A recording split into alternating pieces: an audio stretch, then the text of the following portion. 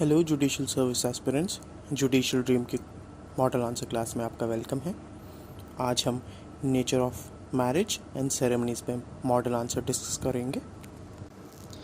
इस टॉपिक पर आपके पास दो तरह के क्वेश्चंस आ सकते हैं, जैसे कि whether marriage under Hindu marriage act 1955 is a sacrament और अ कॉन्ट्रैक्ट, या फिर discuss the nature of Hindu marriage under Hindu marriage act 1955 and explain whether performing shastric or customary ceremonies are essential to solemnize a valid marriage under Hindu Marriage Act 1955।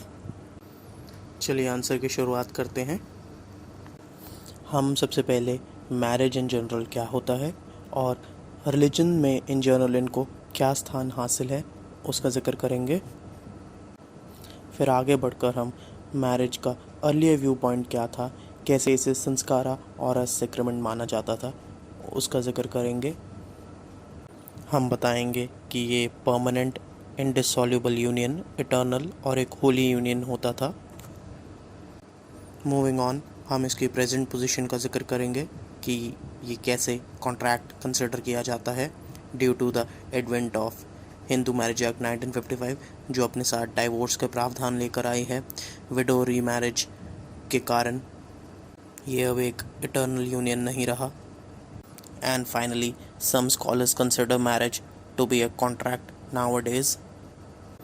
आगे हम अपने answer में एक question rise करेंगे कि is it a contract, और हम section 5 of Hindu marriage act और section 10 of Indian contract act को कंपेयर करके इस क्वेश्चन का आंसर करने का अटेम्प्ट करेंगे। हम ये बताएंगे कि सेक्शन 10 कंपिटेंसी को एक एसेंशियल मानता है, लेकिन उसकी वायलेशन के कॉन्सिक्वेंसेस नहीं देता है। इसी पर हम मोरी बीबी वर्सेस धर्मोदास घोष का केस डिसाइड जो हुआ है डिसीजन, उसका उल्लेख करेंगे कि a contract by a minor is void. फिर हम बताएंगे हिंदूज़ के केस में अगर माइनर्स की मैरिज होती है तो ऐसी मैरिज वैलिड मानी जाती है, इसलिए हम मैरिज को हिंदूज़ के केस में प्योरली एक कॉन्ट्रैक्ट भी नहीं बोल सकते हैं। फिर हम आगे कंक्लूड करेंगे अपने आंसर को और हम ये बताएंगे कि ना तो ये प्योरली एक कॉन्ट्रैक्ट है, ना तो ये प्योरली एक सेक्रेमेंट है, तो फिर ये है क्या। हम बोलेंगे it can be concluded that it is neither a sacrament nor a contract, it is a semblance of both, that is a sacrament and a contract. ये था हमारा answer nature of Hindu marriage पे।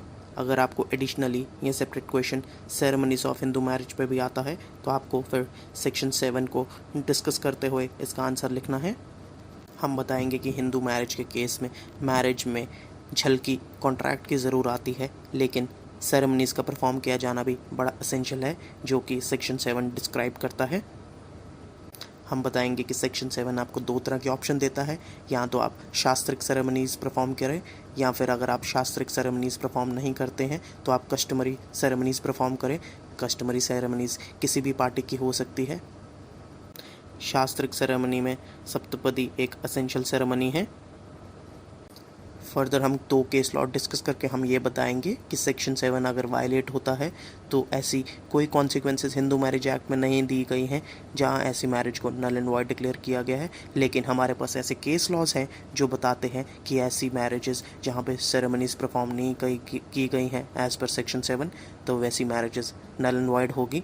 फर्स्ट केस जो हम लिखेंगे वो Bhaurao Shankar Lokhande versus state of Maharashtra 1965 supreme court का case लिखेंगे। यहाँ पर बताया गया था कि unless the marriage is celebrated और performed with proper ceremonies and due form, it can not be said to be सॉलमनाइज्ड।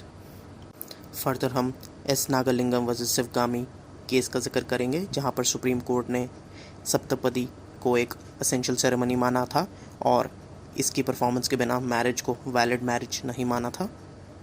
Lastly हम कंक्लूड करेंगे that it is essential for the parties to perform requisite ceremonies।